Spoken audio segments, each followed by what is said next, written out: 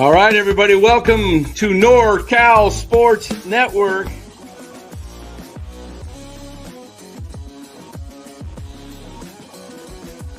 And this is the same hat that Brock Purdy's dad wears. Chat loves it when Marty Lurie comes on. Anytime you lose a game this time of year, when you can't go backwards, it's a problem. All right, everybody, welcome in to NorCal Sports Network as the Giants kick off the second half of the season. Well, let's just say they didn't show up too well. 0 for 9, I think they finished with runners in scoring position. Got 10 hits, but couldn't drive anybody in. We'll get all into the game, break it all down for you. First, let us thank our sponsor of the show, Chapman Law Group. Chapman Law Group, located in Marin, licensed in all of California. Make sure you give Chapman Law Group a call, 415-613-9483. Let them know NorCal Sports Network sent you. Chapman Law Group for all your legal needs, especially if you've got a personal injury situation. You get an offender bender, or you slip and fall, or, something happens to you. And give Chapman Law Group a call. Let them help you out. All right. Good to see you back, Lou, my friend. Good to see you. Giants lose it 4-0. I'm still bouncing back, trying to recover fully. But here is my Mark says I got some color back in my face. I feel like I'm still kind of pale. Don't have it all back, but it's going to take, hopefully a few more weeks, and I'll be back as good as gold. But I'm going to just let you know where I stand, guys. I'm upset, and I was upset before the game, and I'm not coming in after and saying, see, I told you so. Justin Verlander is now 0-8, goes 2 2/3, gives up 9 hits, hard hits, most of them. He's got an ERA now of 5. Well, let's give him the benefit of the doubt, okay? 4.99. Okay? How many? You're 0-8 because if you give up 5 runs, let's say you pitch 9 innings and go give 5 runs, you're still going to lose because your team's not scoring 5 runs. Okay? Justin Verlander, it's like I said the other night about Mike Yastrzemski. If Mike Yastrzemski had a last name of, what did I say the guy's name was the other night? Mike something. I don't know what I said. Something Cluxon Miller. You even had the jersey up. I forgot the guy's name. Yeah, we've even got the jersey up. Exactly. If Cluxon, I think it was Cluxon Miller or something. If Verlander had the last name Justin, well, you know what? Let's just call him what it is. He's Justin Asslander. Okay? He's Justin Asslander. The guy is not Justin Verlander of the past. Okay? Klosselminger. Thank you, Instant One. Klosselminger. Verlander is not Verlander, and Mike Yastrzemski is not Carl Yastrzemski. And I think that's the only reason these two guys are hanging around. Come on. Are we serious? If this was another guy's name, if this was Tristan Beck out there going 0-8, now he pitched well tonight, but if Verlander and Beck changed jerseys and Verlander had Beck's name on his back and he pitched like he's pitching, do you think he would be still in the starting rotation, Lou?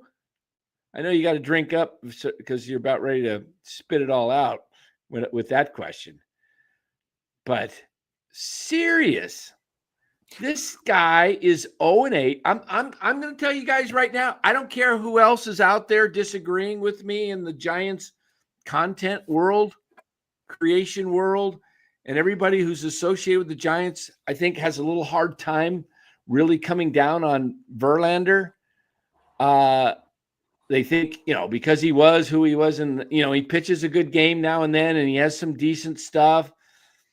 But look, guys, he should have probably had 2 or 3 wins earlier in the season. Granted, he's 0-8, and he probably should be like 3-8 or something like that. Okay, he should have a minimum of 2 wins, probably 3. All right, give him credit for that. It's not all his fault. But look, this guy's 42 years old.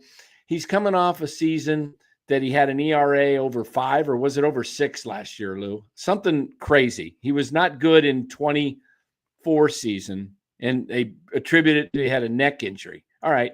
Well, what's the excuse this year? He's at 5, and he's not fooling anybody. And I'm just going to go out here and tell y'all, if he stays in the rotation, kiss the season goodbye. Okay? If the Giants don't have the guts, the gonads, the balls, whatever you want to call it, if they don't have the kahunas to sit Justin Verlander or DFA him or trade him or whatever, if they leave him in the rotation, and I hope I'm proven wrong, Robert, yeah, watch the guy down the stretch become Barry Zito and push the Giants into the, into the promised land. I don't see it, though. The guy's 42. There is a time when, look, he's not fooling anybody. And the decision, Lou, to pitch Justin Verlander the opening game of the second half against the first place team, you guys see it right up there, first place, Toronto Blue Jays in the East. See that up there, guys? First place, Toronto.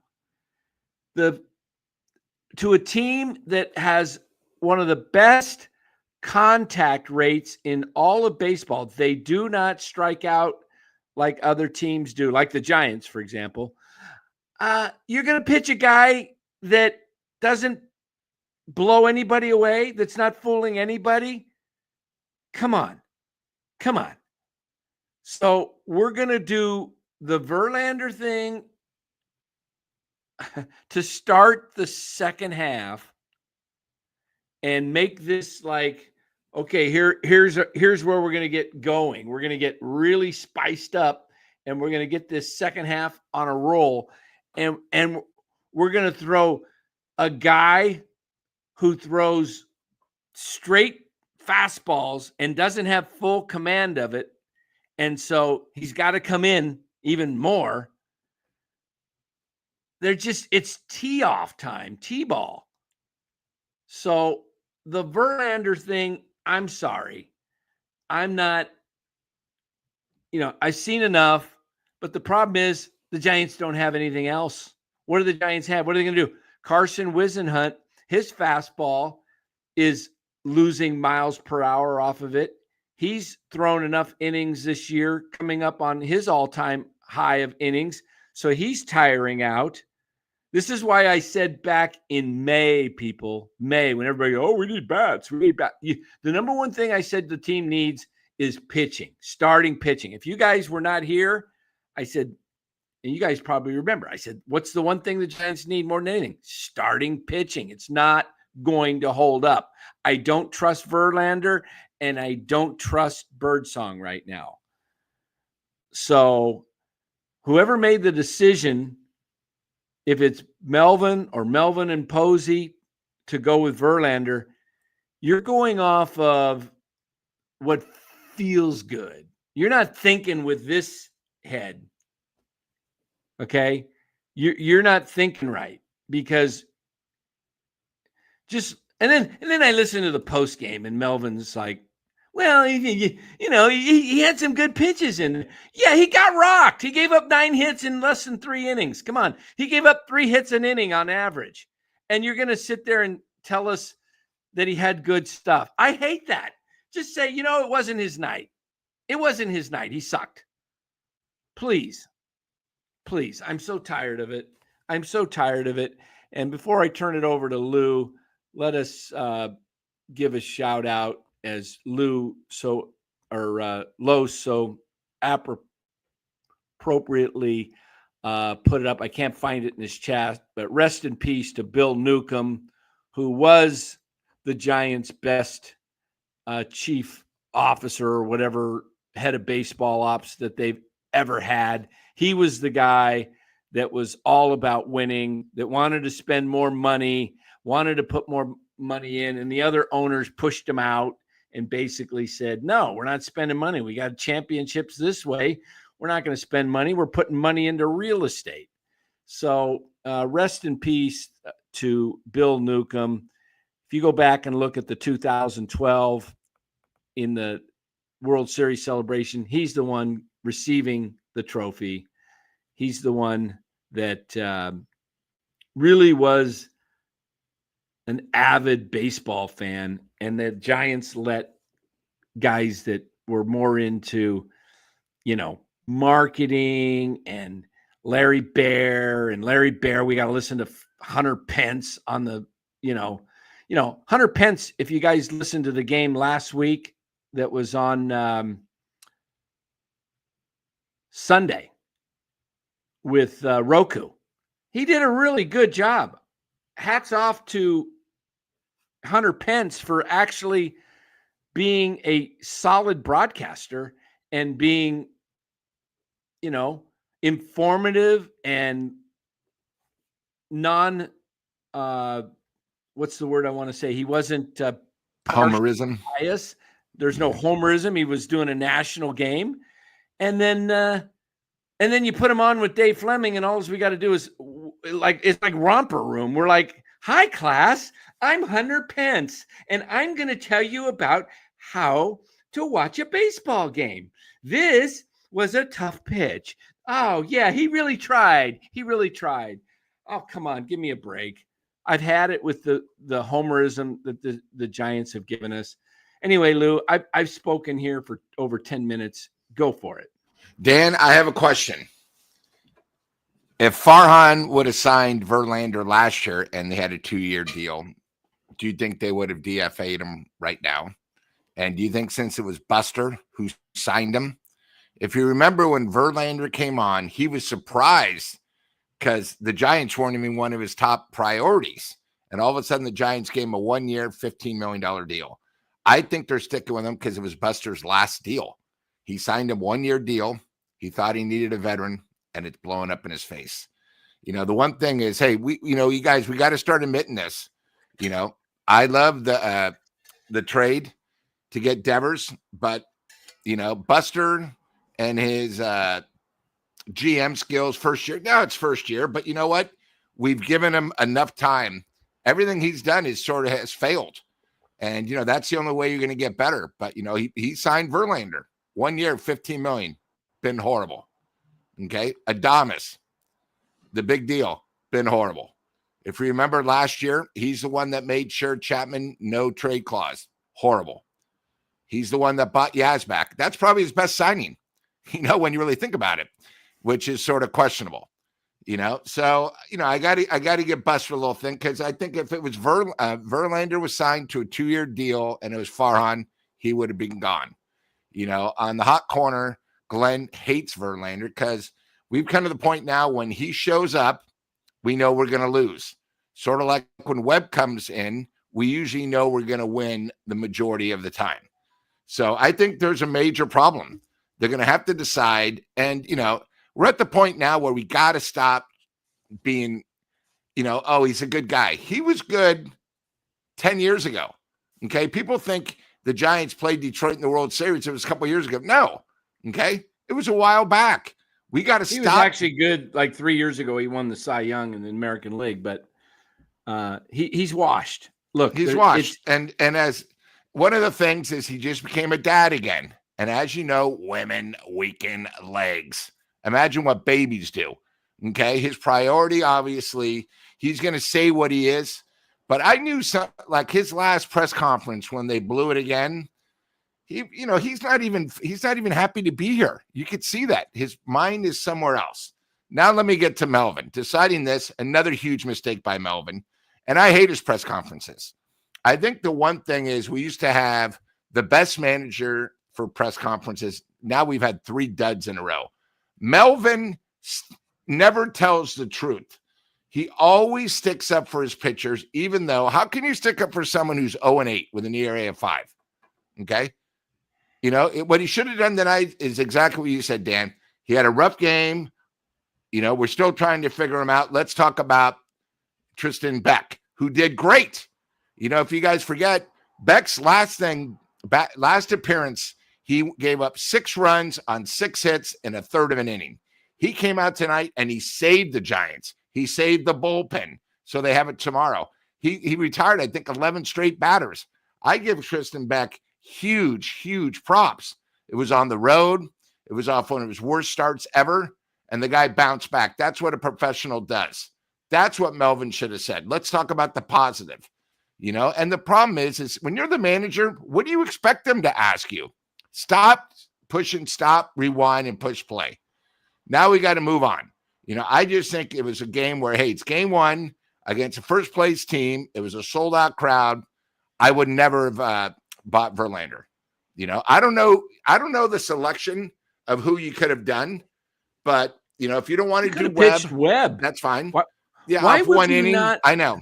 Why would you not go with Webb when you have 65 games left?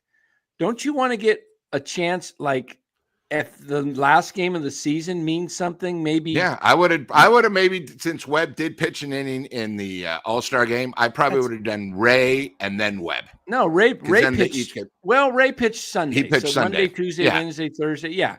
If you want to give it a little bit of an extra day off, which they're doing. Webb pitched Friday night. Yeah. Webb pitched last Friday. But he pitched one game in the All-Star. He pitched one inning in the All-Star game. Big deal. But that's what they do in the bullpen between starts anyway. I agree. Exactly. So, and it's one inning in the All-Star game, no stress. The one good thing about the Giants is tonight they were the first team. For the first time, they got 10 hits or more, 10 hits or more, and scored no runs for the first time since 1986. Boy, another proud thing of the Giants to be. How can you get that many hits and not score? Well, when you hit into 2 double plays early, the momentum is completely changed.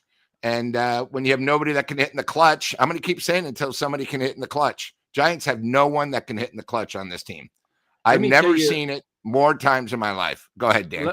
Let me show you why they got 10 hits tonight or 11 and didn't score.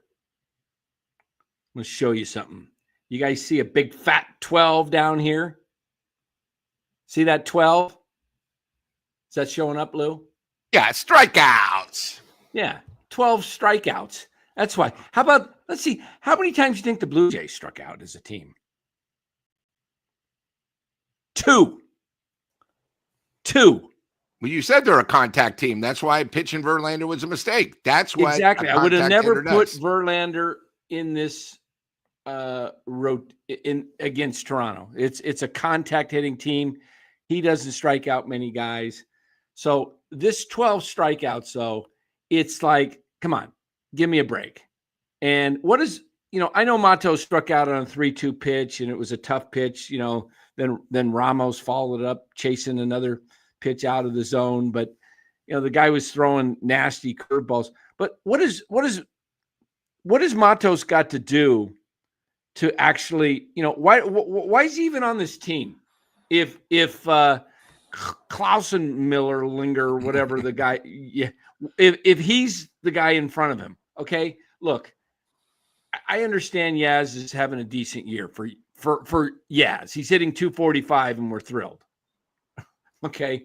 He's hitting 245. Does he even have double-digit home runs yet? Let me look. Yaz has 8 homers. Okay. 8 homers. I'm sorry. Matos has 5 in half the at-bats. Okay. Yaz has 294 bats, 8 home runs. 294 bats, 8 home runs.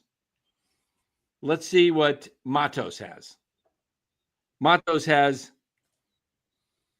5 home runs in 94 at-bats, a third of the at-bats, a third of the at-bats. Okay. I'm not saying Matos is, the next, hold on here. Let me make sure StreamYard changed all this stuff. I'm not saying Matos, is the next all-star or anything like that, but can we just give the guy a chance or just move off of him? Either trade him, send him back to the minors, but don't sit him on the bench or play him. You got 3 options as far as I'm concerned with Matos. Play the kid. There's 1. Trade the kids. There's 2. Or send the kid down to the minors and just let him play. Because you're doing the kid and the team 0 service by sitting him on the bench and having him come up once in a blue moon trying to figure out pitchers. Look, he gets to do batting practice every day. Yeah, he faces 70-mile-an-hour pitches in batting practice. Please. And Dan, what pissed me off about this, do you remember what he did at the last game Matos played, the last time the Giants played? Yeah, he hit the 2-run homer in the bottom of the 9th to tie the game up. Yeah, so don't you think maybe he should start the next game after a dramatic home run doing that? If Bruce Bochy was managing, he would. All right, I just wanted to bring that up. I think some people might have forgotten. Look, that's what I'm saying. I don't know. I don't get it. Let me get to a couple of things. I got a couple of super chats in here. Tommy Huxley, $2. Mummy Melvin and Burrell are blind leading the blind. Yep. And Bill M, 11 hits and 0 runs equals disgusting. Pretty much. That sums it up. You get 11 hits. You get, they hit a little tough luck. You get first and second on your first 2 batters of the game, lead off the game in the top of the first, Yaz and Ramos, base hits. And then Devers comes up and hits at 106 miles an hour right at the second baseman, easy double play. Takes you right out of the inning. That's tough. I mean, Devers was a little bit better tonight. He got a hard hit single and then hit a double, just missed a home run by maybe a foot. It looked like it hit the top of the wall and needed 2 more feet for sure. That thing was a home run. And that was a tough night to swallow. Hopefully that will be moving up. If the NorCal Sports Talk Live says if the Giants had just 4 more hits and had no runs, they would have tied the all-time record for most hits in a shutout. Oh, darn. That would be distinctive. Look, guys, if I sound a little, I'm not frustrated. I'm not even that mad. I'm a little I think my baseball intelligence is being insulted that we're getting fed this garbage that Verlander, is the guy to go with to start the second half. And it's just like, what are you thinking? You can sneak one and steal a game with Verlander and get yourself off to a really good start? I mean, what are the odds of that? Come on. So I'm a little irritated because that's a contact hitting team out there with Toronto, and you knew they were going to hit the ball off of Verlander, and you just knew he was going to have one of those innings. I thought it might be, with Verlander, he's I don't know. It kind of just makes me feel like, you know what? You listen to NorCal Sports Network, you're going to get the truth. You're going to get the unfiltered truth. Okay. We're going to give you the truth. When things are going good, we're going to praise the Giants and tell you they look good. And we're going to tell you this is a good team, a winning team. It looks like they're gelling, da-da-da-da-da-da-da-da. Okay. But when they stink, Lou and I are going to tell you, and my other guest, co-hosts, not guests, but co-hosts, Los and Bora, and anybody else we have on. Steve Harmon, who we had on last week after the weekend game against the Dodgers. We're gonna tell you like it is. We're not gonna sit here and tell you how wonderful things are. I mean, I had to listen tonight. Yeah, Johnny always tells it like it is. That's right, Johnny. Johnny Chisari. That's right. Thank you, Johnny. Look, I had to listen to the broadcast tonight. Matt Chapman gets a one hopper right here in the face, catches it, steps on the bag, and throws a double play. And they're like, whoa, what a good play, like by the Gold Glover. And I'm like, I texted a group of 4 guys. I said, any one of the 4 of us could have made that play. Come on. A one hopper to the face while you're standing over there by the bag and you throw the guy out. And we're like, that was a great play. The platinum Gold Glover. Do you realize 30 out of 30 Major League Baseball players playing third base and backup third baseman, 30 backup baseman, and the third guy that comes in could have made that play? And you're insulting our intelligence. What is it with Chapman? You know what it is with the Chapman praise? They signed the guy for 6 years and he sucks offensively. And so they got to overdo it on defense. So anything he does on defense is like, oh my gosh, bow down to the Matt Chapman at third base play. And, James Schmidt made a better play than that, diving in the hole, gets up and throws the guy out, and they say, nice play. They don't go, oh. I mean, we got to listen to even Javi Lopez just Google gaggle all over Matt Chapman. Then there's another play that's another easy hopper to Chapman right in the face. I mean, and he throws it fast, and the left-hander out of the box, it was the right fielder. What's his name? Barger or whatever. Oh, that was a really tough play because he really hauls down the line. He had to, I'm like, hey, catch and throw. And we got to make a big deal out of it. I'm sorry. Giants broadcasting has gone from the best, and it's just falling down because we got to listen to people puff us up and tell us what great plays guys are making when it's just a routine play that any utility player could make. And I'm sorry, I'm getting on my soapbox. Look, when Matt Chapman makes a great play, I'm the first to admit it. The guy makes unbelievable, great plays at third base, and he's the best or the second best, whatever you want to call it, in the game defensively. But let's not go Google goggle over a ball that's hit right to him on a one hopper playing pepper, and he steps on the bag and throws it out, and you act like it's the greatest play ever. Come on, please. All right. Go ahead, Lou. I agree, but, I've been complaining about the broadcast for the last 2 years. I mean, you guys keep talking, about Kruk and Kite being the greatest of all time. First of all, they're not the best, okay? If you guys want to see the best, watch a game of the New York Mets, by far, okay? Now, I think the problem is too much of us are too many homerisms where we don't see the difference, But now, when you listen to the Giants, I mean, it's horrible. And the problem is we have former players, and I don't think they'll ever badmouth the player. I thought Chapman's play today was incredible. How about saying the guy's only been playing there maybe, 4 games?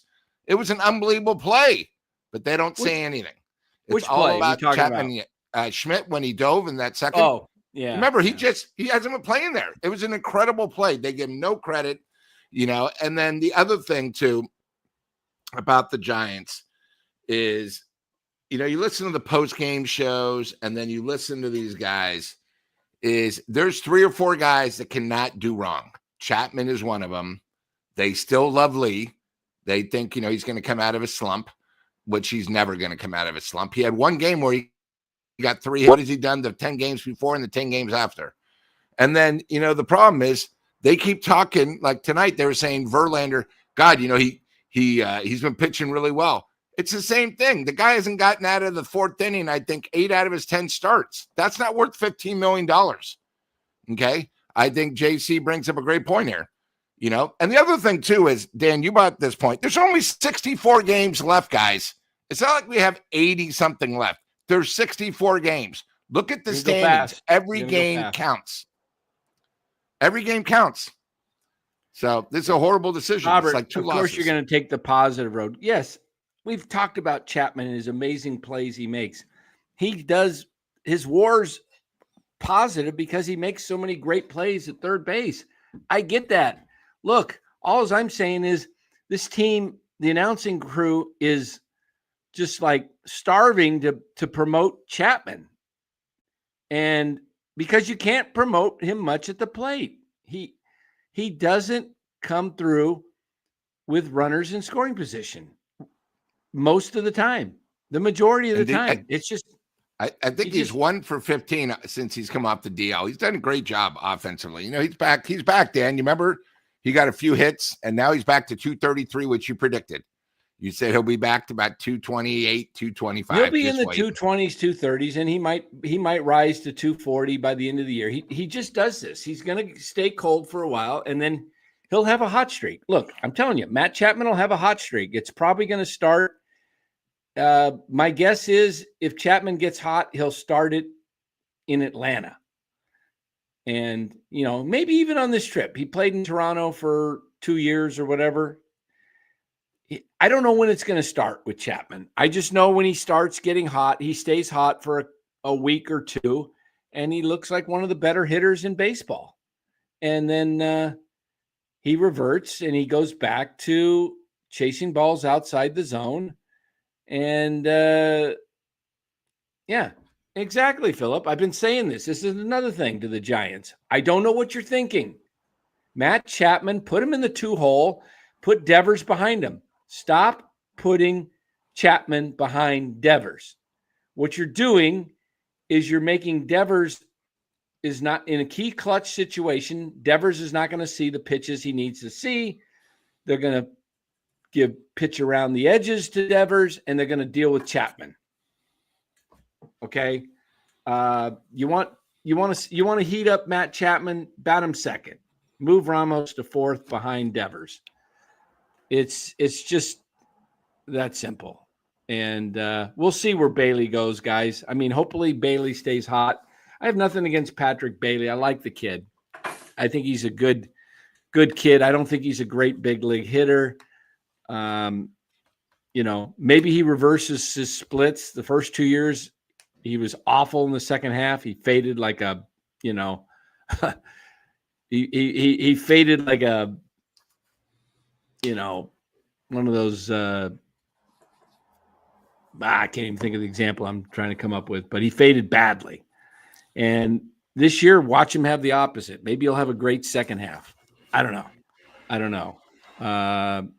It is amazing we're praising a catcher who's finally over 200. George says Chapman went 3 for 4 in a game. Maybe he did. Maybe he did go 3 for 4. Yeah, I think I that was when he came off the DL. The first game he went, the second game, and then since then I think he's 1 for 15. Oh, since the 3 for 4. Okay. Yeah.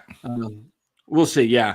My biggest issue with Chapman is I just want to see him hit in the clutch. That's all. I want to see him come through when runners are in scoring position, or if guys aren't on and he's at the top of the order, just get on base. Get on base. I don't care if it's a walk or whatever you got to do. Just get on base. And he's he's got a pretty good eye getting on base. But this team doesn't have clutch hitters. It really doesn't. We'll see where this thing goes. The team was 0 for 9 tonight with runners in scoring position. Yeah, talk about the 11 hits tonight and say the Giants hit the ball.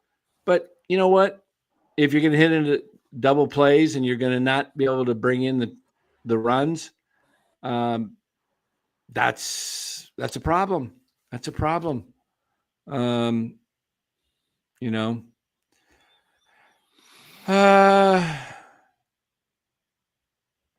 Chapman, the league batting average is 245. So if Chapman gets there, he is what the league has as a whole is. And we'll see where he gets. I don't think he's a 241 lifetime hitter or 240. He's a 240 lifetime hitter, Matt Chapman. He might even be 239. Oh, by the way, I got Justin Verlander's ERA last year, 5.48. He's at 4.99. His two worst career years of his entire career. He never had 1 year except 2008. He was over 4 at 4.84. Oh, he had 2014. He was at 4.54. The rest in the 3s, the 2s, even the 1s. But he's had 2 years over ERA of over 4. Again, 2014, but he was 15-12. Still pitched 206 innings. And then in 2008, he had a rough year, 4.84. He was 11-17. He was 25. 2 years. But his last 2 years now, 5.48 and 4.7.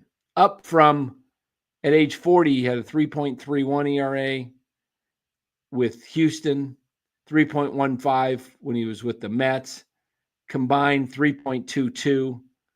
So pitched pretty darn well. He pitched in 22. I think he won the Cy Young. He had a 1.75 ERA. Look, that was 4 seasons ago, 24, 23, 22, or yeah, counting this year. He's now 42. Can he pitch some good games? Sure. He's going to pitch some good games. Lou, I'm ready to yank the guy right now from the rotation, but you don't have anybody really to take his place. How many more starts do you give Justin Verlander before you pull the plug? I'd say one more and then try to trade him. Try to get something. And by the way, I will stand corrected. He did go 3 for 4, but since it's 3 for 4 game, which was Monday against Philly, he's now 2 for his last 21. So it wasn't 1 for 15. I'm sorry. He's 2 for 21. Chapman. And you can look it up. I think the problem with Verlander is he has no confidence. I don't think the players behind him have confidence. And Melvin doesn't have balls to say, hey, he doesn't deserve it.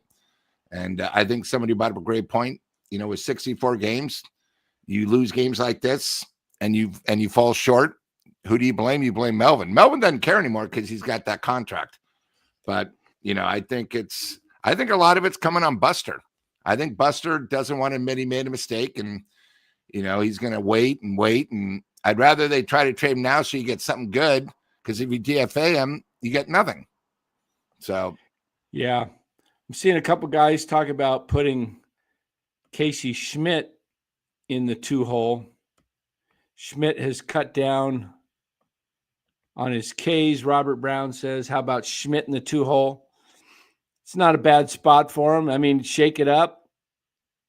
You know, I think Schmidt comes up at times. He's going to, you know, he's showing more. He has cut down on his strikeouts. He could drive the ball. He was, what was he tonight? 1 for 4. He had a hard hit single, but 1 for 4. But, you know, that's 250. Schmidt on the year is, let's see what Schmidt is on the year. I think he's hitting, what is he? 250-ish, 255, I'm going to guess. Casey Schmidt. Let me pull up the box score and it'll see what it is. 254. Good call. 254. Okay, I was close. 254. The lineup as it stands now: Yaz 245, Ramos 265, Devers 258, Chapman 233, Adames 221, Lee 249, Schmidt 254, Dominic Smith 235, and Patrick Bailey 208. Yeah.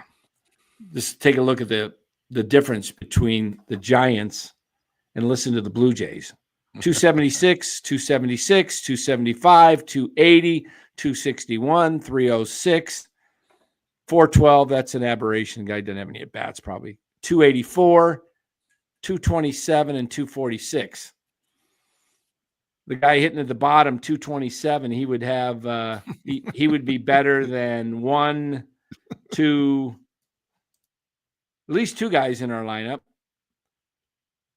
Their second worst guy, 246. Their second worst guy in the batting average wise for the Blue Jays tonight, 246. Straw, their center fielder.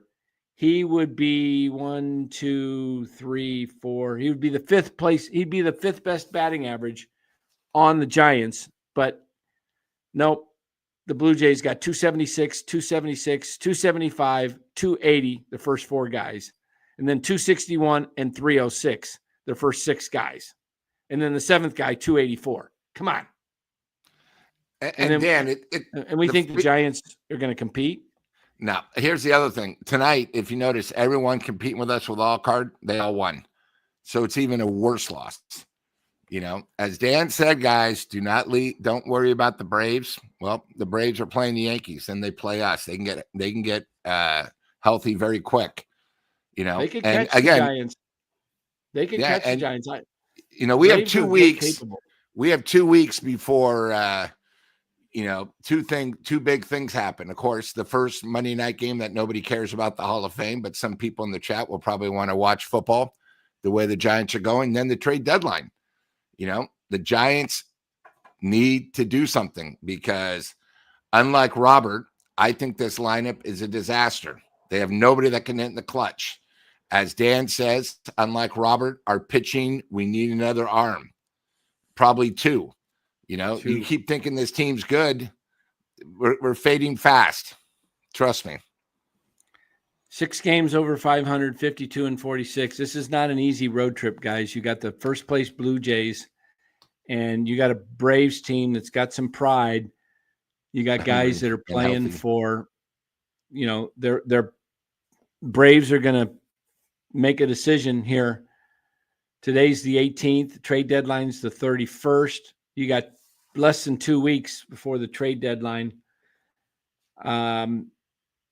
I would think the Braves, they're veterans, going to try and tune it up. They're 25 and 22 at home. They're 18 and 31 on home. So they're at home right now. They've who were the Braves playing tonight? The Yankees? Yeah. Yep. So they got the Yankees, and then they got the Giants. They're playing well at home, not so well on the road. What happens if the Braves, the Braves have the ability to really take it to the Giants, and the Braves are not going to see Robbie Ray or Logan Webb. They're going to get Verlander. Well, they're going to get Roop probably on Monday. They play Monday, right? In Atlanta. What's the schedule, guys? Hold on. Schedule for the Giants is, Monday in Atlanta. So they've got, how's this? I like Roop. So Atlanta's going to see Roop, Birdsong, and Verlander. So Verlander went tonight. He's going to get Saturday, Sunday, Monday, Tuesday off. He's going to go Wednesday against Atlanta. And then you only have 6 games before the trade deadline. You're off on the 31st, next Thursday. So you're off the 24th and the 31st. So you come home and you got the Mets. That's not going to be an easy series. Then you got the Pirates, which you should be able to take care of the Pirates at home. Except for Skeens. Hopefully they miss Skeens. But now you've got, after the Pittsburgh series, you got a day off, and that's the trade deadline, Thursday the 31st. And then you go to New York. And then you head back to New York, and Pittsburgh, you face the same 2 teams on the road. And Pittsburgh's now really good at home. You're into August, and then you got Washington, who's not playing well at home when you come back after that road trip. And then you got the Padres in Tampa. And then you go to Tampa and Milwaukee, and it gets tougher. It starts getting tougher. Tampa, not easy. San Diego, you got twice there, not easy. Milwaukee on the road, not easy. Chicago Cubs, home, and Baltimore. Not easy. You get a little break when you go to Colorado to start September, and then you got a tough schedule when you go to St. Louis, and then you come home, Arizona. Arizona's probably going to have sold, and maybe that's a series you could take. Then you got the Dodgers, and you go back to Arizona. Then you got the Dodgers for 4 in LA. Then you come home and finish the season with St. Louis and Colorado. So it's not going to be easy, guys. I think it's going to take closer to 90 wins to make the playoffs. The Giants had to go 38-27. Now they need to go 38-26. Okay. So now you got to go 38-26 to play 9. When's the last time the Giants were played themselves 12 games over 500 from scratch? I think they were 12 over real close to when they were going into the LA series, and they lost that game in Colorado. But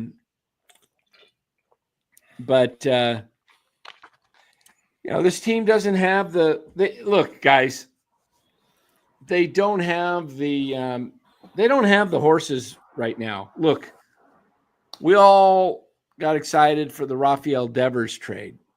But you got to remember the lineup was horrible before Devers came.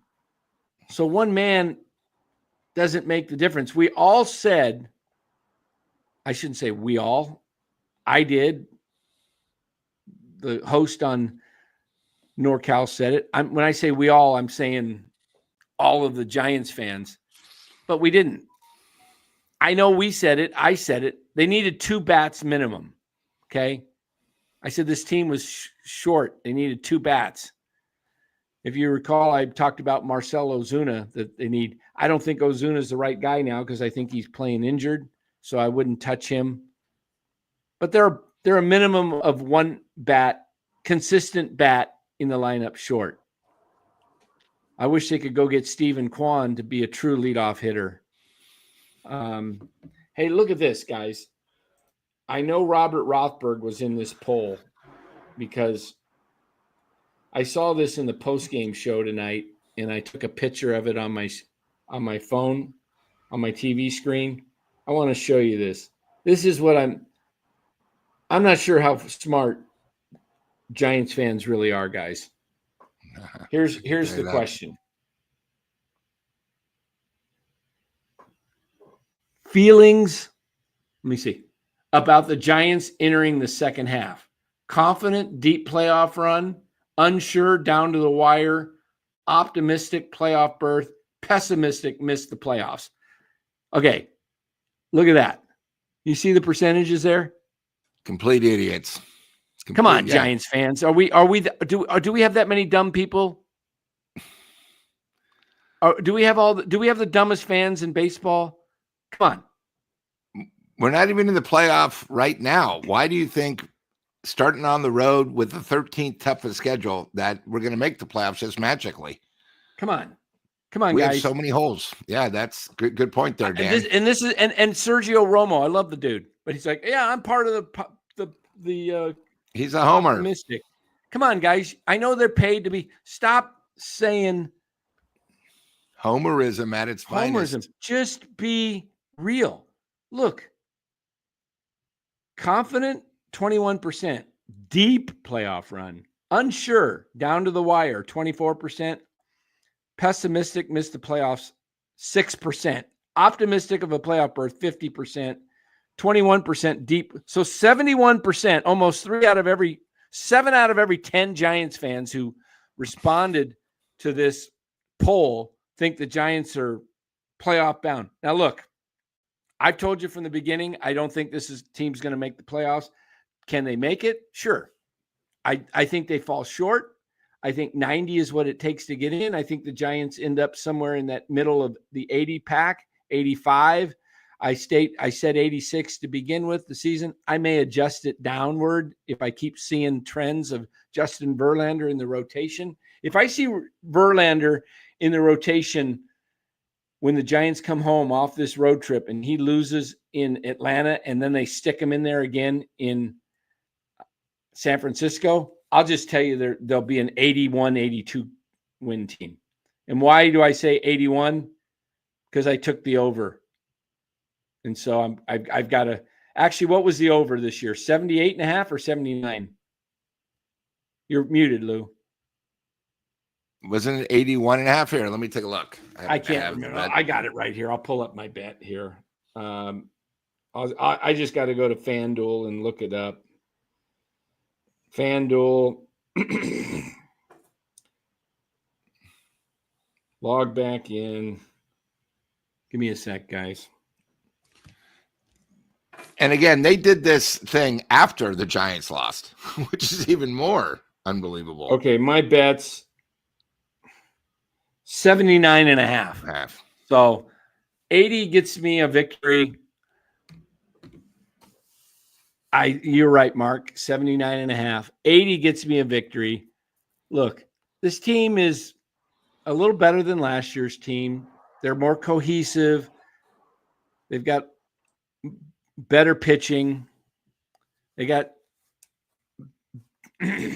on paper better hitters. It's a team, and they won 80 games last year. Okay. That's why I picked them to be above 500. And this is before Devers. And I like their cohesiveness. They keep showing they're resilient in the fact that they look like dog crap for a few games, and then all of a sudden they pull the Bailey out of the hat inside the park homer, and they beat the Phillies 2 out of 3. And then they had won the last 2 games on the road trip prior to that against Arizona, or they beat Arizona 2 out of the last 2, and then went into Sacramento and went, they look dead. They lose all these games in a row. They look dead, and then they bounce back, and all of a sudden they look like a team of destiny, the way they win these ridiculous games that they pull out of their, Bugs Bunny rabbit hat, and they win these incredible games. And you think, man, this team just has something about it that looks like they're they just look like a team that can possibly make the playoffs. But when I put on my real hat, I say, I just don't think this is a playoff team. I don't see it, Lou. Dan, how can they be a playoff team when more than half their games they scored 2 or less runs? Or 3. They got 3 or less, yeah. Well, I think it was 64% was 3 or less. You guys got to remember, I think we've been shut out now. What is this, 19 times? Playoff teams don't get shut out 19 times. Playoff teams don't have 50% of their games 3 runs or less. Okay. I mean, it's just getting to the point. And guys, there's 64 games left. We're almost 100 games into the season. It's not going to get better. This is who we are. Okay. We've had luck. I think somebody brought up a good point. Houdini has run out. We can't keep getting lucky. We remember we started off 8-1. We're not 500 since then. We won a couple games inside the park home run. That's another one we probably shouldn't have had. The inside the park home run the other night, we got lucky on there. Okay. And it's just getting to the point now, guys, where you're going to have those. It's a 162 game season, but we're almost 100 games in. This team still cannot hit in the clutch. They have nobody that can hit in the clutch. They're the only team I know that will get runners at first and third with less than 2 outs, somehow not score. They can't do a simple sacrifice fly. They can't do the basic on offense. And I'm sorry, other teams are better than us. It's just the way it is. And, it's going to come down where, mark my word, at the end of the season, it was Buster's first year. He's learning. Let's see what we do next year. That's what's going to happen.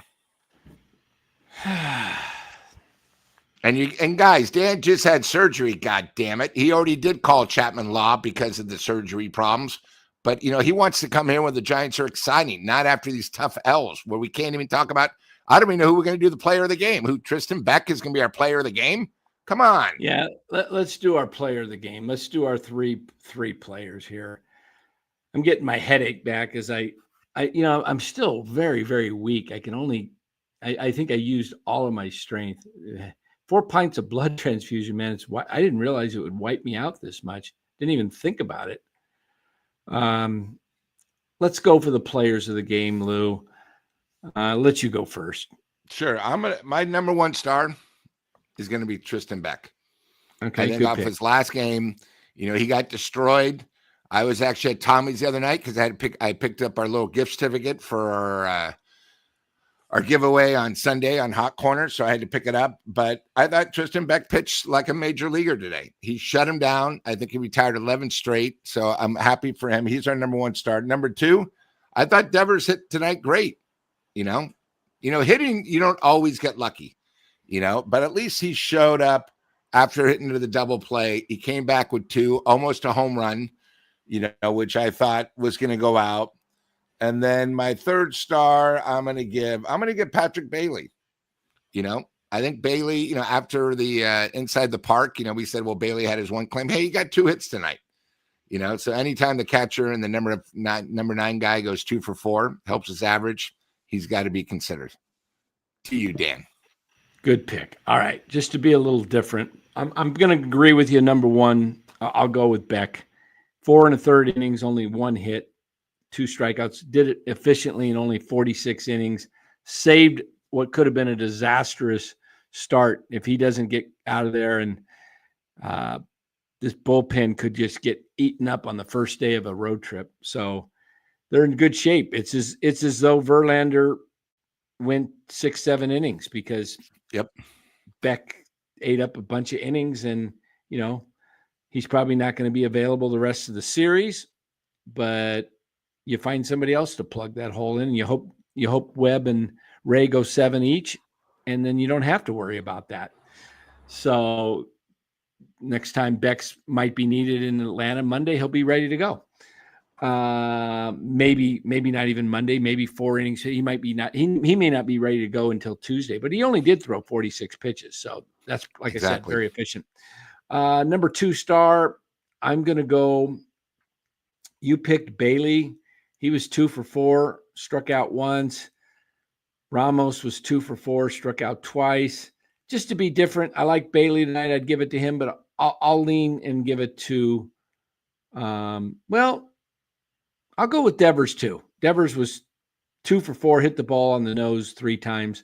So I will go with Devers. And his 1 strikeout was bogus. The ball was outside by 4 inches. I don't know what that ump was thinking. So that's 2. And I could go Ramos, but just to be a little different, be a little quirky, I'm going to measure it up and take Gage. I'm going to measure it all up. All indications are he has the magnitude, the size to dial it in. Gage. Yeah, Gage.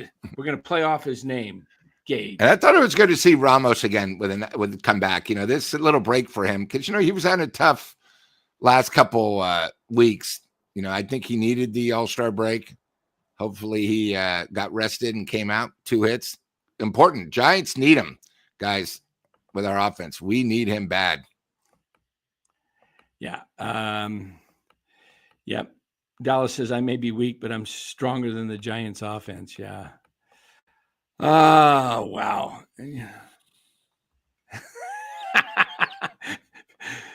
I think he got a hit tonight, though, didn't he? He went 1 for 4. Maybe when he goes 0 for 4 and strikes out 4 times, does the golden sombrero. I'll pick Casey as player of the game. There we go. Dodgers are getting their arses kicked, huh? Okay, good. Milwaukee. There's another team you're chasing. The more Milwaukee wins, the more the Giants are in trouble. Okay? Why do I say that, guys? Because Milwaukee was not one of those teams you expected to be in the wild card hunt. You thought, we got to battle 3 teams. We're going to have to battle the Phillies, the Mets, and the Padres, right? And the Braves. One of the 3 of those teams. You thought the Braves were going to be good, and then you thought Philly and the Mets and the Padres. Now you got the Brewers thrown in there. And take a look at this wild card standings here again. The Brewers trying to go for their 8th straight. Giants are 5 behind the Brewers. They're 3 behind the Mets.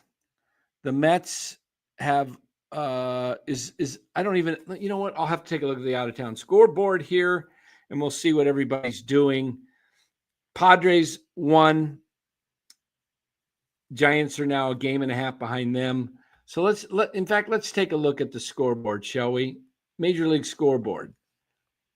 There we go. The score's up. Nope. I got to pull this up here. 1 sec.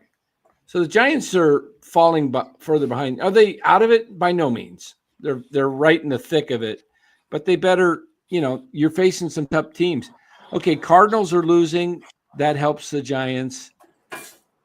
Dodgers are getting, who said they're getting their arses kicked? It's 2-0. I thought, not sure. But the Brewers do have bases loaded right now with 2 out. Brewers have good pitching. Good pitching. I'm going to pull that game up right now, the Dodgers and the Brewers, and I will watch it and tell you what's going on here. And your boy for the Reds is coming back this week, Hunter Green. Yep. All right, here we go. Brewers are up. It's a 2-2 count, bases loaded. Here's the 2-2 pitch, outside and high, 3-2. It looks like, who's that on the mound for the who's this guy on? Oh, Lou Trevino's on the mound. You guys see that right there? I can't show it, but all right, here comes the 3-2 pitch, bases loaded. The runners are on their way. The 3-2 pitch swung on and missed, struck him out. Trevino gets it out of it. So 2-0. That ball was right down the middle, and he just swung underneath it. Wow. It's not easy to hit a baseball. It looks easy on Glasnow pitches tonight for the Dodgers, so they're starting slowly but surely getting their people back. It always looks easy to hit the ball on TV, doesn't it? Of course. All right, so Dodgers, bottom of the 8th, down 2-0. Cubs beat the Red Sox earlier today, 4-1. That doesn't help the Giants either because they either win the division or they're in the driver's seat for a wild card if Milwaukee overtakes them. Angels did beat the Phillies 6-5. Padres win in Washington 7-2. Giants, of course. Reds right behind the Giants beat the Mets, who are a little ahead of the Giants, 8-4. So that is rough. Marlins, they're a ways back, but they beat the Royals 8-7. Guardians lead the Indians lead the A's 8-6. Braves beat up on the Yankees 7-3. Tampa, my team. Tampa whomping Baltimore 11-1. Tigers lose again. That's been a rough go. 2-0. God, Cannelli, man, that guy's. He had him on my fantasy team. I cut him a couple of days ago before he had a bad outing, and I cut him, and he had another bad outing. Let me see what he did tonight. It says he took the loss. What did Cannelli do? 1 inning pitch, 2 hits, 2 runs. That guy's just sucking it up big time. Look for Detroit to make a big-time trade. Maybe go after Raciel Iglesias of the Braves to become their closer. Detroit is too good of a team to blow it this year and throw in the towel and let their bullpen choke for them. They remind me of the 2016 Giants. Great first half, and then they just sucked in the second half, and their bullpen withered away, loss after loss. That's what's happening with Detroit right now, is their bullpen is starting to implode. They don't have a good bullpen. One of the worst strikeout, I think they're 28th or 30th out of 30 teams with bullpen with K rate. They give up too much contact. So you like the hat, huh? Okay. All right, TG. Thanks. What else we got? Yeah, guys, it's going to be a tough second half. The Giants are down to 64 games after this series in Toronto. They will play 100 we go games. against a lefty tomorrow. That's not good news. I'm sorry. That's not good news. I just report him. That's good news for one person and one person only. You know who that's good news for? It's good news Somebody- for Luis Matos. Matos should be playing. He's the only guy that's in the whole organization that's glad they're playing against the lefty. Yeah. Luis An early Matos. game tomorrow, 12:07 our time. Aaron lost. I think who has TJ first, Skeens or Mizorowski? I think it's Mizorowski. He's too skinny. I'll take Skeens can go an extra year before Mizorowski. I think it happens to Mizorowski sometime in the 26 season. Hate to be a bringer of bad news, but I think Mizorowski goes down sometime next year or the year after. He's throwing the ball way, way too hard. It's going to just give up. That elbow is going to give out. Like Mark Pryor did. Yeah, I loyalty over money. I don't think the chat wants to hear it, but Milwaukee has better pitching than us. Their bullpen's exceptional. They have 3 stud starters. One was tonight, and then you're talking about the other 2. As Dan said, the Giants' whole starting has 2.5 pitchers, 2.5 that are reliable. Milwaukee has 5. That's the difference. That's why they're a better record, and that's why they're a better team than us. And they have guys that can make contact. We don't have anyone that can make contact. Anthony says, hope Jacob sticks it to me. Mizorowski. I don't wish any bad luck on the guy. I sure hope he doesn't happen. That's not a prediction I want to be right on, believe me. I hope the guy has his career and never gets hurt, but I'm just going with the odds. How many guys go down with Tommy John left and right? Yeah, learn the knuckleball. That'll get you to the big leagues if you can get it over the plate. If it's moving this way and it's coming over the plate as a strike, man, that knuckleball is a tough pitch to hit. All right, guys, I'm getting a headache. I'm starting to fade here. I'm getting dizzy. Tomorrow Webb sort of crucial that we need a win tomorrow? Oh yeah, you got to have a win against a lefty. You got to win this series. You can't start this second half off losing series. If you go 2-4 on this trip, you just kind of wasted 6 games. You just shaved 6 games off the schedule. And when the Giants come home, there's only, guys, 59 games left in the season. Think about that. When the Giants come home, there's only 59 games left in the season. You're coming up real close to have completed 2/3 of the season. What's the two-thirds mark, Lou? Is it like 55 games? 55. Let's see. We'll just do this. 162 divided by 3. 54. Yeah, 54. So the next homestand, when the Giants face off on the next homestand, they've got the Mets and the Pirates. When they finish the homestand, they come home with 59. They play 6. When they're done, they've completed 2/3 of the season. That's a lot. Yeah, you're down to 33.3%. 33% left in the season. Every game is crucial, as Marty Lurie would say when you start your broadcast. When you lose a game like this, you can't really get it back. Hey, one thing, Dan, it's great to have you back. It's good to see you healthy. Hey, guys, it's an early game tomorrow, but if you guys this weekend have a little chance, I saw an incredible E60, the Jim Abbott story. Oh, amazing. Sorry. The Jim Abbott story was one of the most amazing ESPN E60s I've ever seen. I highly recommend it. In case you guys don't know, of course, Jim Abbott was born without a left hand, still pitched. Just an amazing emotional story. Highly recommend it. It's only an hour and 20 minutes long, but what he did for baseball, and it's basically surrounded about his no-hitter when he pitched with the Mets, but how when the Angels picked him 7th overall, they thought it was a gag, not because he was that good, but what he's done for just baseball, handicap, everything. An amazing, an amazing, one of the best E60s, very emotional. So if you're a guy like me, make sure you're watching alone, but just incredible, an incredible story. So just wanted to bring that up. All right. Well, maybe tomorrow night we'll do a little talk about Giants trades and possibilities, what they could be looking at. Yeah.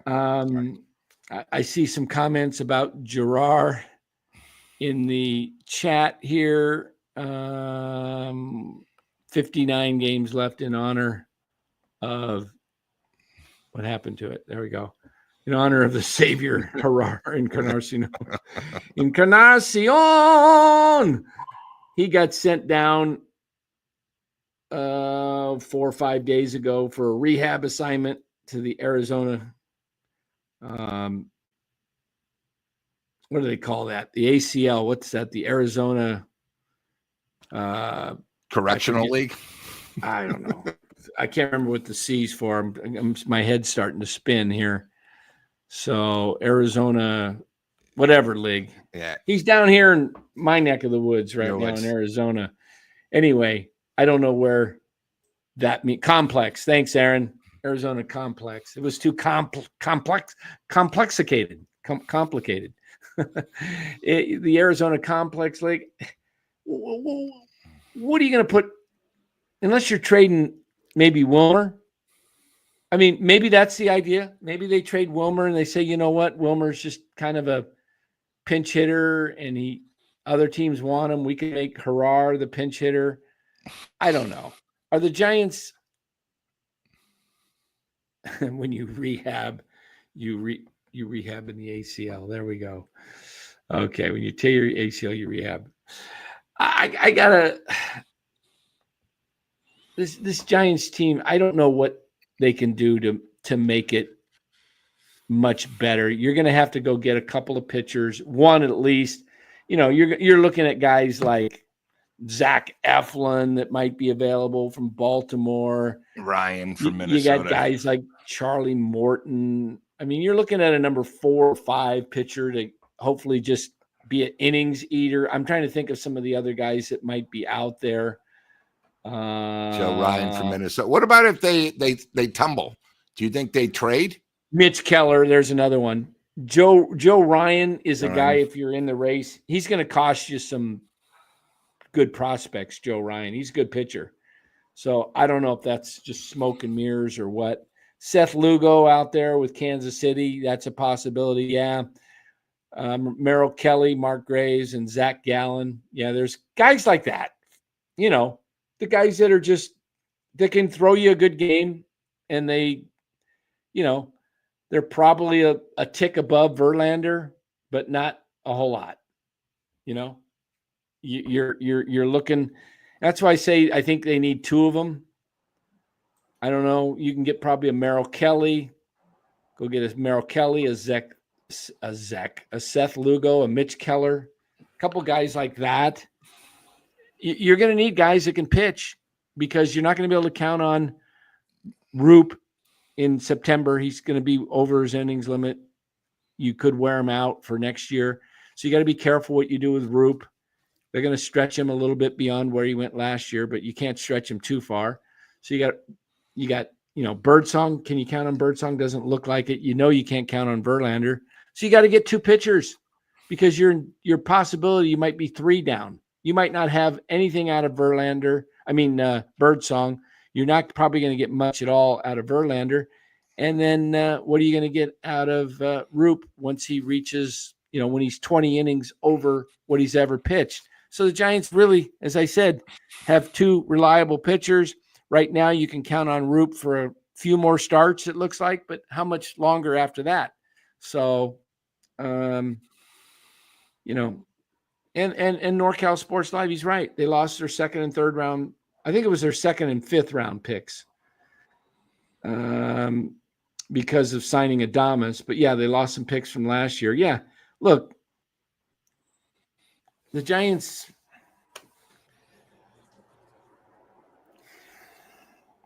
Look, Giants keep winning 80 to 83, 84. If the Giants keep winning 78 to 83, 84 games, they could be, and they're not able to turn it around and get stars in here through free agency, they're not going to have much to trade because they're picking middle of the road every year. If you look at the guys that the teams that, let's do this. Let's close with the standings and we're out. I want to show you guys something that's kind of interesting. We look at the standings. Besides the Dodgers, they defy everything. But, you look at teams, Yankees, they have money, so they can just keep buying guys. Tampa, I don't know how they do it. But look at the up-and-coming teams. Oh, we're looking at wild card. Let's go here. Here we go. Okay. Look at Detroit. They were at the bottom of the barrel for years. Now they're at the top because they were drafting guys like Torkelson, Riley Green, Casey Mize, Holt Keith, different guys that all contributing. They're at the top now. Houston still remains up there. Chicago's been drafting well, getting good players. I don't know. It's a crapshoot. This seems like the draft, but you look year in, year out, the better players are in that top 10 range. You look at how the Giants won 3 World Series. 2 of their starting pitchers were top 10 picks. Matt Cain, Mad Bum, right? Buster Posey, top 5 pick. So how did the Giants all of a sudden get good? Is they were not good from the 05 season through the 08 season, 4 straight seasons. But they didn't try to compete and just win. They started rebuilding. What have the Giants done since 2010? They've never torn it down. They went from 2010 to 16.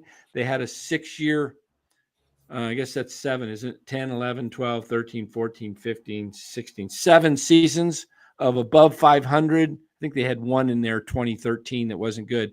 But they had competitive years 7 in a row for the most part, except for 13. And they were in the hunt, and they won 3 World Series championships. They got into the wild card in 2016. So 4 out of the 7 seasons they're in the playoffs, right? And then you have a crappy 17 season, and you're thinking, okay, it's time to rebuild. And then they start trading for guys like McCutchen and Longoria, and they're trying to, do this thing where you're trying to keep this thing going by getting aging vets, and you just prolong. What you did is you just continue to prolong the cycle, and then they go into 19, and then they bring in Farhan, and then they don't rebuild, and then they have this crazy 21 season, and it just screws everything up. And they've been chasing. And this year is a down year, I think, in baseball. Now, this would be the year you go all in if you're going to go for it and you try and get some better pitching. But I just don't think the Giants have the horses to really get it done. So to me, Lou, it feels kind of it kind of feels like let's get a little closer, shall we? Here we go again. That's what it feels like to me. Here we go again. It feels kind of like, here we go again. Deja vu. We're going to be in the middle of the pack again. We're not going to get these top stud players. We're not going to be in that system that you can get to the top of the draft class. So it's kind of like purgatory, they're just stuck. And I think guys that aren't part of the Giants' future, I think they should trade at the trade deadline. And I'm worried that, say they lose tomorrow against the lefty curse, right? And somehow this road trip becomes a nightmare, just like last year where we said, oh, we're playing Colorado for 4 games. We'll get healthy, and we lost 3 out of 4. And say we're 500. Say we're 500 from now, and we got to jump 6 teams. I think the Giants should be sellers. Remember, we're already stuck with 3 guys no matter what. But they're going to have to do something. They're going to have to make a decision on Ray, because they have Ray this year and next year. Maybe trade Ray since he's an asset. I would trade Yaz. I would, you got to do something, guys, because we can't go another year the same thing over and over and over and over again. We've already talked about the schedule is very tough this year. The last 3 games against Colorado aren't going to mean anything. So we can't look forward to that. But if they have a tough road trip and they're 500 at the All-Star team, it's not that we're only 5 games out. We got to jump like maybe 6 teams, Dan. I mean, I just saw Giants the schedule. Have 11 games left, Lou. Yeah. Before the trade deadline. 2 in Toronto, 3 in Atlanta, 3 in Mets. There they go 4-7. Okay, they got 11 games left. I'd hate it if they go since the All-Star break. If they go 4-7, I think they're still in it, and they're gonna try and go for it. If anything over 4-7, the Giants. It is my deepest desire and wish that the Giants go 9-2, 10-1. I mean, heck, go 11-0. But let's be realistic. When I say 9-2, that's a very wishful, borders on unrealistic, but there's a possibility. That would please me to see them go 9-2, because then it's like we're right in the thick of it. What I don't want the Giants doing is going 4-7, and then we're in the same thing we've done the last 3 years. They're 3 games over 500, and they're like, we're just a winning streak away. If the Giants are going to go 4-7, do me a favor, go 0-11, because if you go 4-7, you're pushing yourself to a position where you're not out of it, but you're pushing yourself back further than you need to be, and we're not even in a lane. We'll be between barricades. Right. We can't. I want to be in a lane. Right. That's the whole thing. I don't want to be in the middle again. I don't want to be in the middle with this 4-7 bull crap, and they're 3 over 500 at the trade deadline, and they say, okay, we're going to go for it, and then they don't make it, and you just sold for nothing. No, either be 9-2, 8-3, and say like, okay, we're in the thick of this thing. We're going for it. We're a good team. Or just do me a favor. Don't pull this 4-7 crap that you do.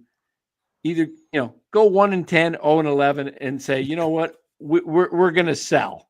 We're going to sell because we're now,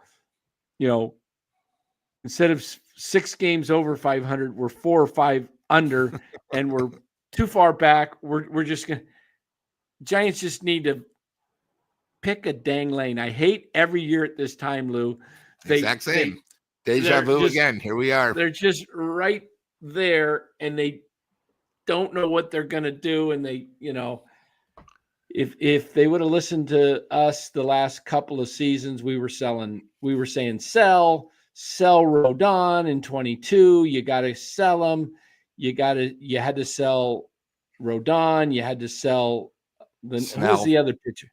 Snell was last year. Who was the pitcher? What year was Rodon with us? 22 or 23? What's the name for Toronto, the pitcher who left? The former Gosman. Gosman. But that was after the 21 season, right? I think it was after the 21. Go together. Anyway, I don't know. I thought there was 2 pitchers that we could have sold. I know one of them was Rodon. And I know Snell, but I thought there was another one. Yeah, we kept them thinking we were in it. Yeah. I just think they got to start thinking of the future, because remember, we have 3 guys that don't have a contract for next year. I want Yaz to move on, trade him, get something. I would trade all 3 guys, but we already got rid of one. We DFA'd him late night Lamont.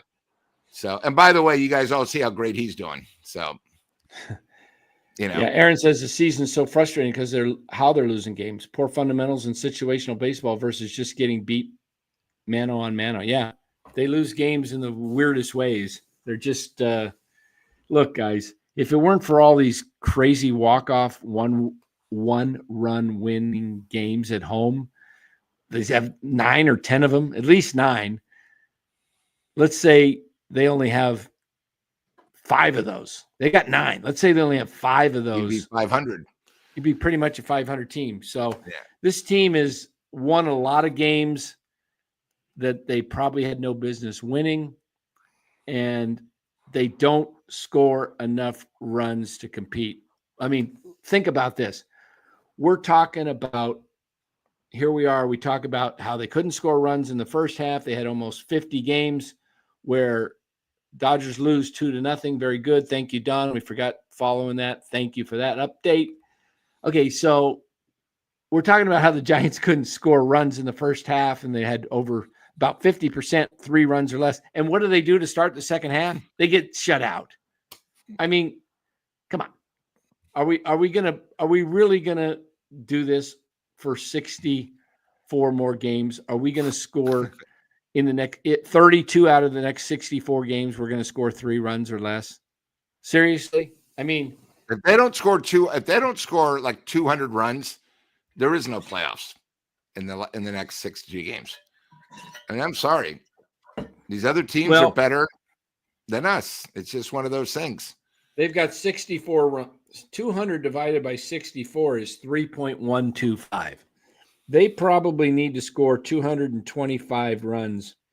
That would give you an average over the next 64 games, 3.5 runs. They need to average about 3.5 runs. That means some games they're scoring 4 or 5 or more.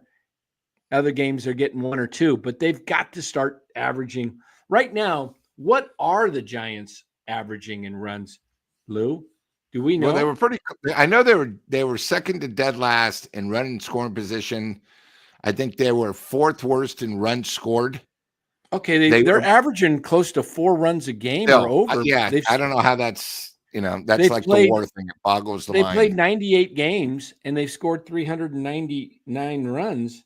So they're averaging 4.07 runs a game. But a lot of that, they've had some big blowouts. Games. But like Dodger game, they scored 9. They won 9-8 on that Friday game. Yeah. But no, 8-7, whatever it was, I think. Yeah. But tomorrow I think it's a big game. You go against a lefty, you got to score. So it's tough. We'll see how it goes. George Curry says, who says Buster's not going to do anything at the deadline? Buster's done a solid job so far. The pitching is solid. We need 2 more hitters, preferably contact hitters. Yep, you need 2 more hitters, and you need 1, most likely 2 starting pitchers. I don't know if they can get 4 guys without giving up. They got to give something up to get guys. Yeah, they're going to have to give up guys, yeah. There was one other thing I was going to say before we left, and I forgot what it was. What was it? I just had something to do when I pulled that up. Oh, well. Run scored, how we're doing this year on hits. Just sorry. Can't recall it, but I my advice to you being a Friday night before you watch Dateline, bake that dough. Talk to Aaron, send some cookies so you have something to look forward to. Aaron, bake that dough. Bake that dough. We don't forget. Dough. Score a run tomorrow. There we go. Or 2. Give Webb a chance. With as much contact as the Blue Jays make, and Webb being kind of a contact, he does have more strikeouts this year as he's changed his repertoire up and added that, I don't know what they call it, if it's a cutter or whatever he's throwing that's up in the zone more. He's striking out more guys, but Blue Jays contact hitter, that worries me. That they spray the ball everywhere, especially at home. Can Webb keep him to 3 runs or less and go 7? And if he does keep him to 3 runs, can the Giants actually score 3 runs to get into their bullpen and make it if they have to go extras even? Can the Giants score 3? Can the Giants score 3 runs tomorrow? Because I think, if Webb can just make him make weak contact on the ground, Giants defense is very solid in the infield. If you have Smith in there, Smith and Schmidt and Adames and Chapman, it's a good defense. So we'll see where this thing heads to, but we'll be back tomorrow night, guys. It's a day game tomorrow. So and Dan, we had one more super chat that you never got to. Sorry. Let me pull that the up. last I'm guy sorry, I missed for Bill. that. Sorry, Bill. but I saw it. Yes. Why do you play Yaz over Matos? No future. I don't understand it either, Bill. It's been so frustrating to me. It's Do you think that's beyond Melvin me. or do you think that's more Buster? I think it's Melvin. It could be a combo. I don't know. I think it's more, to me, I don't get it. How do you know if what you got in Matos? A I was dramatic pulling homer something. I was pulling rocking something the up. stadium Oh, against the Dodgers, and he didn't play. tomorrow's game time, guys. 12 o'clock, noon. Yeah, 12:07 if you our want time. to get exact. But so sleep in, you wake up, you got Giants baseball, and if you want to get the pregame in, get a little homerism going, man, just do yourself It's a hard. favor. It's hard to listen. I agree. Do yourself a favor if you guys are in the Bay Area. It doesn't cost much to get the MLB network. Okay. Doesn't cost much to get the MLB network at all. Especially now, you can get it for like a third of the price because you're 2/3 almost through the season. Go get the MLB network and listen to some of the other broadcasts. Go watch a Mets game and see if they insult your intelligence. Do you think tomorrow it's because it's a Fox game? Is that why it's 12:07? Is and it it's a the Fox only game? early game? Because then you get good guys doing the announcing. I didn't realize there was a Fox game. No, because it's a Saturday, so usually they do Fox, don't they? Or is it? I thought the Fox games were late. No, I don't think it's a Fox game. I think the Fox games are like at 4:00 or something. All right. Is Sunday another Roku? I don't know. That was all a right. disaster. The beautiful chicken. Yeah. Usually 4 p.m. What a name. The beautiful chicken. I mean, only on NorCal. Yeah. Hey, Dan, before you leave, I just want to say one thing. Mark Graves, thanks for helping Dan out with transportation back and forth with the hospital. You're a good man. Aaron, again, like the cookies for everything. And then we'll see everyone tomorrow night, 8:00, right? Yeah. Bake that dough 22 on Instagram. Get those cookies.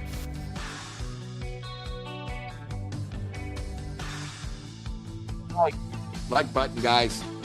Thank you, hit chat. that like button. I forgot to I got to change this. Let me change that. And I see you changed the hats in the back. Yeah, hats are all updated, guys. That's a tough stat to look at. With this schedule, it's going to be tough to win 38 games. Giants are what? What's their record? 52-46? They are, 52-46. You are correct, sir. 52-46. So you know what the Giants' record is since they were 8-1, right? Yeah, they're below 500, 2 games below. Look, I think they're 44-45 since their 8-1 start. Sounds right. Yeah, 44-8 is 52. 52, and 45-1 is 6. So there you go. Wow, that's tough. Yeah, the beautiful chicken. We got Atlanta next week. That's They're right. hungry. Oh, hey guys, hold on one second here. We let the music go, and we're still on. We're still live. What do we do? Do we keep going for another hour, or do we get out of here? No, the music. Oh man, I'm tired. The music says we must go. They are 2 games under. Not good enough. Let's see. They were 8-1. They were 7 over. Now they're 6 over. Yeah, so they're 44-45, guys, since that 8-1 start. So that, yes, those 8-9 games count. That 7 over pushed them to where they're at now. And they basically, since the second week of the season, they've been holding water. They've just been playing 500 baseball. And that's what we've seen out of this team for the last 3+ years. Mitchell and Ness, thanks for asking. I'm feeling okay. I'm not even 50% yet, really. I'm sitting. I can't walk long. I get really lightheaded and dizzy with the loss of blood. Takes a while for the red blood cells, from what I'm understanding, to work themselves through me and get myself back. So, but I'll get there. I'm going to keep fighting. Yep, they've been living off that 8-1 start all year. Great way to put it. That is exactly what they've been living off of. And, is that fool's gold, guys? Is that fool's gold? We'll find out. We'll see. The next 11 games are going to tell us a lot. It's going to tell us what the Giants are: big buyers, sellers, standing pat.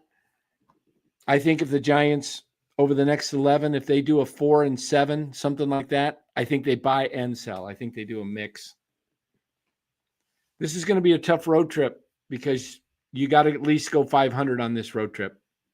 They can't go 1-5 on this road trip. 2-4. You can't lose both series. You gotta.